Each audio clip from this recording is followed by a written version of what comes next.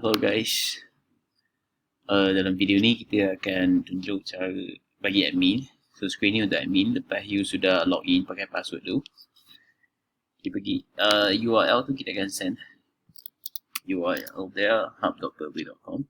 Yang ni kita akan change pergi company you. Semua logo dengan URL ni mungkin akan change, kita akan inform dekat email you ataupun dekat company HQ akan bagi tahu. So temporary kita akan pakai ni dulu, URL dia. So masuk task. Yang lain tak perlu tengok dulu, cuma tengok task dulu. Dalam admin tu simple, dia macam app juga, cuma ada lebih banyak benda. So katakan ada customer walk in, you create lah semua information dekat ni. Lepas tu letak complaint dan email, save and print. Yang keluar tu kita boleh print, lepas tu bagi dekat resident.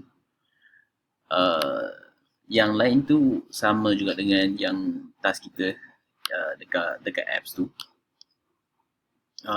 As participant ataupun assign to you. So sama juga. Cuma ini untuk admin lah. Katakan ada customer datang kan, complain. Dalam next update tu akan ada lebih banyak benda. Maksudnya residents, nama residents, resident punya unit number, phone number semua akan dekat sini. Lepas tu yang sama tu save and print. You save, lepas tu print.